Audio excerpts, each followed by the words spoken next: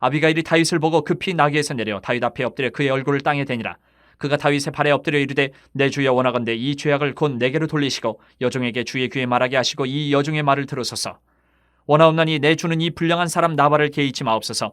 그의 이름이 그에게 적당하니 그의 이름이 나발이라. 그는 미련한 자니이다. 여종은 내 주께서 보내신 소년들을 보지 못하였나이다. 내 주여 여호와께서 살아계심을 두고 맹세하노니 내 주도 살아계시거니와 내 주의 손으로 피를 흘려 친히 보복하시는 일을 여호와께서 막으셨으니 내 주의 원수들과 내 주를 해하려 하는 자들은 나발과 같이 되기를 원하나이다. 여종이 내 주께 가져온 이 예물을 내 주를 따르는 이 소년들에게 주게 하시고 주의 여종의 허물을 용서하여 주옵소서. 여호와께서 반드시 내 주를 위하여 든든한 집을 세우시리니 이는 내 주께서 여호와의 싸움을 싸우시며 내 주의 일생에 내 주에게서 악한 일을 찾을 수 없음이니이다.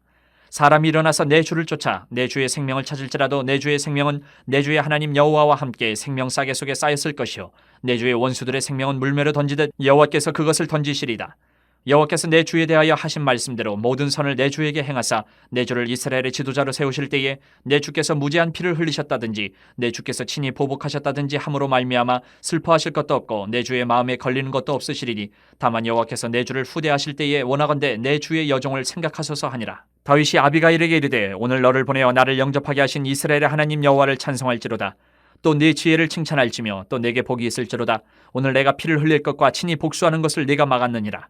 나를 막아 너를 해하지 않게 하신 이스라엘의 하나님 여호와의 살아계심을 두고 맹세하노니 내가 급히 와서 나를 영접하지 아니하였다면 밝는 아침에는 과연 나발에게 한 남자도 남겨두지 아니하였으리라 하니라.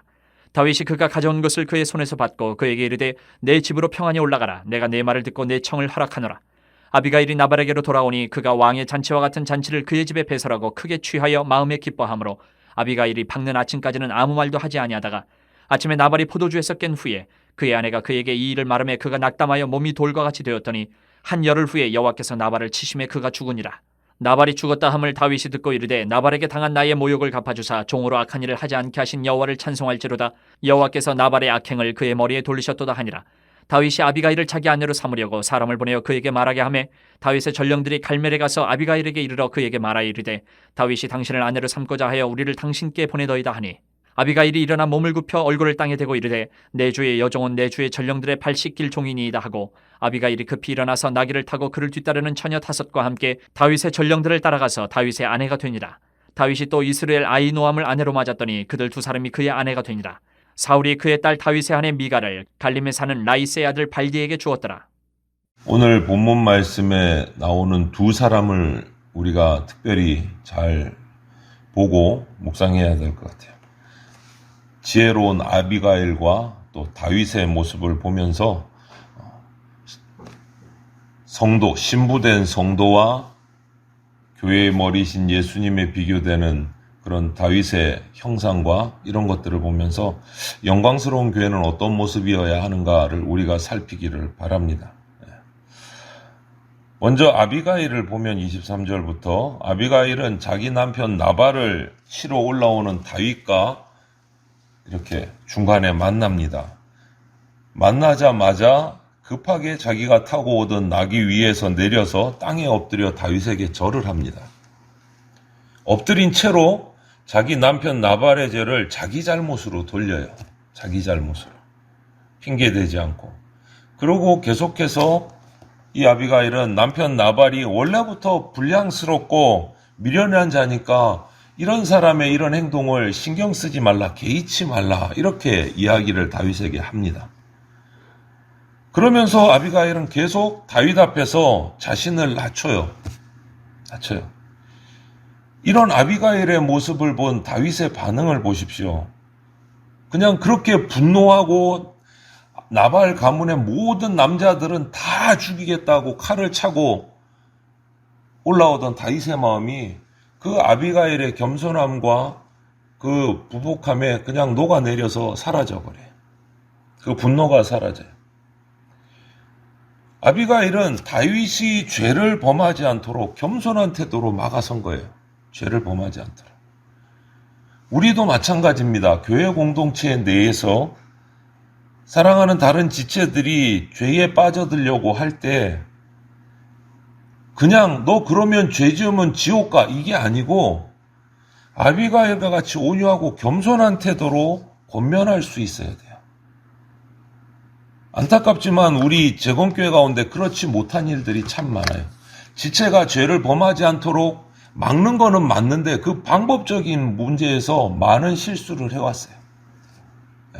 징계를 해요. 정죄를 해요. 죄를 짓지도 않았는데 먼저 정죄를 하고 너 그러면 안 돼. 그러면 나쁜 사람 돼. 천국 못 가. 일명 돌직구를 날린 거예요. 그게 오히려 시험 들게 하고 교회를 흔들었어요. 어렵게 만들었어요. 제가 가장 많이 들은 말 중에 하나가 이거예요. 제가 들은 말은 아닌데 제가 직접 들은 게 아니고 다른 분들 어려서 사택에 있으면서 너 복 받으려면 11조에 11조를 안 하니까 복을 못 받지. 그게 틀린 말은 아니지만 그렇게 말하면 안 된다는 거죠. 그렇게 말하면 안 된다는 거죠. 틀리지 않았을지라도 아비가일과 같은 자세를 취해야 된다. 아비가일 같은 자세. 제가 어렸을 때 재건교회에서 자라면서 정말 귀가 따갑게 들은 소리예요. 금방 드린 말씀. 그런데 방법적으로 잘못됐다. 오늘 아비가일의 모습을 보면 다윗의 그런 분노함을 그 마음을 알고 와서 정말 온유함으로 겸손함으로 나합작 엎드려서 정말 종과 같은 모습으로 그에게 권면하고 얘기하는 모습을 봐요. 그 결과 다윗이 마음을 돌려요. 다윗이 마음을 돌려요. 그렇게 아비가일은 다윗을 진정시킨 후에 26절부터 보면 자신이 다윗을 찾아온 이유를 이야기를 하기 시작합니다. 하나님께서 그녀를 통해서 다윗이 직접 손에 피를 묻혀서 복수하고자 하는 것을 막고자 하셨다. 그리고 계속해서 이야기합니다. 다윗에게 하나님이 다윗을 보호하시는 거, 후대하시는 가운데 나중에 다윗이 왕이 되었을 때 후회하거나 슬퍼할 오점을 남겨서는 안 되지 않느냐. 정말 지혜롭게 조언을 하는 거예요. 지혜롭게. 정말 지혜로운 말이죠. 이것은 그냥 입에서 툭 나오는 그런 말이 아닌 거예요. 생각하고 묵상하고 고민하고 한 얘기라는 거예요. 이렇게 말한다는 것은. 그 한 사람을 위해서 고민하고 묵상하고 기도하고 나와서 하는 믿음으로 하는 얘기를. 저와 여러분들 성도는 선을 행하면서 살아가는 사람입니다. 그런데 선을 악으로 갚는 사람들을 볼 때 마음이 상하고 억울하잖아요. 인간이기에 어쩔 수 없어요. 내가 선을 행했음에도 불구하고 악으로 갚는 사람들 마음이 억울합니다. 분노합니다. 다윗처럼 진노할 수 있습니다. 내가 갚아줘야지. 할 수 있어요. 그런데 이런 상황에서 정말 그 마음에 올라오는 분노대로 분노에 순종해서 악을 악으로 갚으려고 한다면 나도 안 되지만 내 옆에 지체가 그런다고 하면 우리는 어떻게 해야 될까? 그 지체에게 어떻게 조언해야 될까? 그럴수록 우리는 하나님의 보호하심, 하나님의 선하심을 믿음으로 직접 복수하지 말고 하나님께 맡기자고 권면해야 돼요. 이 앞에 계속 다윗과 사울의 관계에서 다윗의 행동을 보십시오.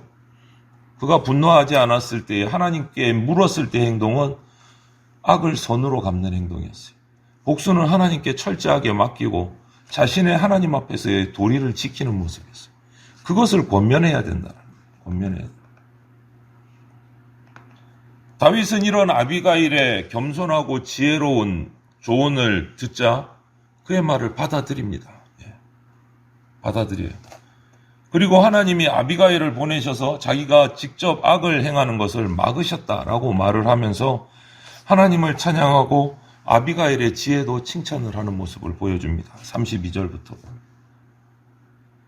다윗은 선에 대해서 악으로 갚는 나발의 악행에 분노해서 직접 피를 흘려서 복수하는 그런 엄청난 죄를 범할 뻔했어요. 실수를 할 뻔한 거예요. 하지만 아비가일의 지혜로운 조언을 듣고 그 잘못된 길에서 또 재빠르게 돌이킵니다. 이것도 우리 성도가 해야 될 일이에요. 조언을 잘하고 겸손하게 지혜롭게 하는 것도 중요하고 그런 조언을 들었을 때 내가 그렇게 범죄할 뻔한 자리에 있는 자라면 재빠르게 돌이켜야 돼요. 그 말을 받아들일 줄 알아야 돼요. 내가 어느 위치에 섰든지 조언을 하는 위치에 서 있든지 조언을 받는 위치에 서 있든지 겸손하게 받을 줄 알아야 돼요. 다윗의 입장에서 생각해 보십시오. 그 분노가 삭혀지지 않았다면 아비가일의 한 말이 어떻게 들렸을까요? 고깝게 들렸을 거예요. 남편 살리려고 나한테 와서 이렇게 납작 엎드려서 나를 이렇게 얘기하나. 그러면은 일은 숙여지지가 않는 거예요. 해결되지가 않는 거예요, 문제. 너의 남편이라고 나한테 와서 이렇게 하면 정말 악을 악으로 갚는 현상이 나잖아요. 예수님을 믿는 우리는 다윗과 같이 육신의 정욕에 이끌려서 죄로 나갈 수 있습니다. 우리가 예수님 믿지만 인간이기에 우리의 죄성이 있기 때문에. 하지만 성령님께서 나를 만지실 때 그것을 빨리 깨닫고 돌이킬 줄 알아야 돼요. 왜? 우리는 믿는 자이기 때문에. 성령님은 여러 가지 방법으로 이야기하십니다. 오늘 다윗은 아비가일을 통해서 하나님의 뜻을 깨닫게 하셨듯이 성령님은 다양한 방법으로 우리에게 얘기하세요. 특히 말씀을 통해서 우리의 잘못된 걸음을 막으세요. 성령님이 말씀을 통해서 우리의 죄를 지적하고 나의 잘못을 깨닫게 하고 책망하실 때 말씀이 왜 나한테만 자꾸 이러는 거야 라고 말하고 분노를 삭히지 못하면 정말 죄로 나갈 수밖에 없어요. 말씀이 나에게 자꾸 걸릴 때 말씀을 탓할 게 아니고 나를 되돌아봐야 됩니다. 내 삶이 왜 자꾸 말씀에 걸릴까? 다윗처럼 재빠르게 돌아서야 됩니다. 말씀을 탓하는 것이 아니고 말씀에 부딪힘 받는 나를 돌아봐야 됩니다. 나를 돌아봐야 됩니다. 말씀은 진리예요. 진리의 말씀은 변하지 않습니다. 누구 한 사람을 콕 찍어서 공격할 수가 없어요, 말씀은. 그러면 말씀이 변하지 않으면 내가 변해야 되는 거예요. 내가 변해야 돼요. 다윗의 이렇게 재빠르게 회심하는 모습을 우리가 배워야 합니다. 말씀 앞에서. 나발은 어떻게 됐습니까? 36절부터 보면 다윗을 대적하고 다윗을 모욕하고 경멸한 죄로 결국 죽임을 당해요. 누구를 통해서? 하나님을 통해서 죽임을 당해요. 나발의 모습을 보십시오. 죽기 전의 모습을. 36절에 특히 드러나는 모습이 진짜 하나님이 기름 부어 세운 왕은 다윗인데 그 왕을 모욕하고 업신여긴 다음에 자신은 어떻게 행합니까? 왕의 잔치와 같은 잔치를 배설하고 크게 취해서 방탕한 모습을 보여주잖아요. 진짜 왕은 모욕하고 자신은 왕처럼 잔치를 베풀고 하나님이 기름 부으신 왕은 거역하고 자기 스스로 왕이 돼서 내 마음대로 그 모습이 딱 나타나잖아요. 이런 모습을 가진 자가 하나님의 심판을 어떻게 면하겠습니까? 하나님의 말씀은 거역하고 하나님의 말씀을 따르는 자는 거역하고 내가 왕이다 하는데 어떻게 하나님의 심판을 면해요? 안 되는 거지. 다윗이 예수 그리스도의 모형이라는 것을 생각하면 우리는 엄청난 충격인 거예요. 이 나발의 모습이. 다윗에 대한 거부는 예수 그리스도에 대한 불신앙인 거예요. 영적인 의미를 보면. 다윗에 대한 모욕은요, 예수님에 대한 불경건인 거예요. 누가 이런 모습으로 살아가면서 구원받기를 원하겠습니까? 불가능한 겁니다. 불가능. 하나님의 진노만 있는 거예요. 결과 죽음으로 심판을 받아요. 나발은. 반대로 그 아내였던 대조적으로 아비가일은 나발이 죽은 이후에 다윗이 아내가 되어달라는 요청을 받습니다. 청혼을 받아요. 장차 왕이 될 다윗의 아내가 되어달라는 거예요. 왕비가 되어달라. 여러분, 믿음과 영접은 이런 영광스러운 혼인의 열매를 맺습니다. 영적으로 이 사건의 다윗과 아비가일은요, 다윗은 예수 그리스도의 모형이고 아비가일은 교회의 모형이에요. 아비가일의 영광은 교회의 영광인 거예요. 다윗이 예수님이라면 아비가일은 교회입니다. 교회는 예수 그리스도의 신부로서 신랑 대신 예수 그리스도와 합해지는 존재예요. 교회는 예수님과 함께해서 예수님의 영광으로 가득 차는 존재가 교회예요. 그래서 에베소서 1장 23절에 이렇게 말씀하세요. 교회는 그의 몸이니 만물 안에서 만물을 충만하게 하시는 이의 충만함이니라. 이렇게 말해요. 에베소서. 교회는 예수 그리스도, 신랑이신 예수 그리스도와 함께 할 때 예수 그리스도의 영광으로 가득 차고 그게 진짜 교회의 모습이다라는 거예요. 세상적인 외형이 초라한 교회라고 할지라도 그 교회에 예수 그리스도와 함께 할 때 구원의 복이 주어지고 거룩해지고 주님의 사명을 감당하는 놀라운 기적이 일어난다는 거예요. 예수님과 함께 할 때. 예수님과 함께 할 때. 비록 세상으로 볼 때는 초라하고 작은 교회라 할지라도 신부인 교회가 신랑이신 예수님과 함께 할 때 이 모든 역사가 일어난다라는 거예요. 누가 교회가 초라하다고 교회를 향해서 조롱할 수 있어요? 그럴 수 없는 거예요.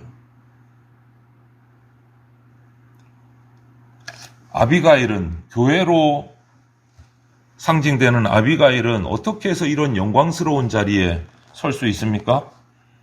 다윗이 죄를 짓지 않도록 설득할 때 아비가일은 믿음이 있었고 지혜롭고 겸손하고 겸손하면서도 또 담대했어요. 오늘 보십시오. 다윗이 청혼하기 위해서 전령을 아비가일에게 보냈습니다. 그때 전령을 대하는 아비가일의 모습을 보십시오. 전령에게조차도 엎드려서 얼굴을 땅에 댈 정도로 자신을 낮춰요. 지극히 겸손한 모습을 전령에게도. 그리고 나서 그가 빨리 일어나서 준비를 해서 나귀를 타고 전령을 따라갑니다. 순종해요. 아비가일은 교회의 상징이라고 말씀드렸습니다. 교회는요, 예수 그리스도, 신랑이신 예수 그리스도 앞에 겸손과 순종의 신부여야 해요. 겸손과 순종의 신부. 예수 그리스도는 교회의 머리입니다. 예수 그리스도는 교회의 주님이십니다. 여러분 무엇을 생각하고 생활하십니까? 무엇을 소망하고 기대하십니까? 인생 가운데 뭔가 계획을 하고 또 무언가를 목표로 해서 기뻐하고 또 어떨 때는 슬퍼해요. 어떨 때 그렇게 하십니까? 여러분이 계획하고 기뻐하고 슬퍼하고 소망하고 기대하는 것이 주님 예수 그리스도 앞에 얼굴을 땅에 대고 엎드려서 기도한 결과인지 생각해 보십시오. 내가 정말 주님 앞에 엎드려서 기도하고 얻은 결과로 내가 기뻐하는 건지, 내가 슬퍼하는 건지, 내가 소망하는 건지 생각해 보십시오. 교회와 성도의 타락은요, 예수 그리스도께서 교회의 머리 되신다는 것을 잊어버렸기 때문에 나타나는 결과예요. 성도가 타락하고 교회가 타락하는 것은 머리이신 예수님을 잊어버렸기 때문에 그 결과가 나타나는 거예요. 누가 교회의 머리인가는 그 교회 성도들이 무엇을 따르고 누구에게 순종하는가를 보면 알아요. 또 그 교회가 선포되는 설교 강단에서 예수의 십자가 복음이 전파되는가 안 되는가를 보면 알아요. 예수의 십자가 복음만 전파돼야 돼요. 세상적인 복음만 전파되는 것은 교회가 아니에요. 타락해요, 여러분. 설교 강단은요, 예수 그리스도의 십자가 복음만 전파돼야 돼요. 그리고 그 교회의 목표, 그 교회가 실천하는데 기준은 딱 한 분, 주님만이 기준이 되어야 돼요. 주님만이. 그 누구도 아니고 그 무엇도 아니고 교회의 활동과 삶의 모든 기준은 예수 그리스도 한 분이어야 그 교회가 교회다운 교회인 거예요. 그리고 그 교회의 성도들은 모든 일상에서 예수님께 순종해야 돼요. 우리의 주인이 되시는 예수 그리스도의 은혜를 생각하면 우리가 그 은혜를 생각하면 십자가의 은혜를 생각하면 교회의 영광은 더 커지는 겁니다. 교회의 영광은. 저와 여러분들이 주님 안에서 얼마나 복된 존재인지를 오늘 이 말씀 다윗과 아비가일 가운데 있었던 이 상황을 보면서 다시 한번 깨닫기를 바라고 그렇게 해서 지혜로운 아비가일과 같은 영광스러운 교회 또 예수 그리스도의 우리의 머리이시고 주인 되신 예수 그리스도, 신랑 되신 예수 그리스도의 신부로 주님 앞에 정말 아름답게 서게 되기를 주의 이름으로 축원을 드립니다. 아멘.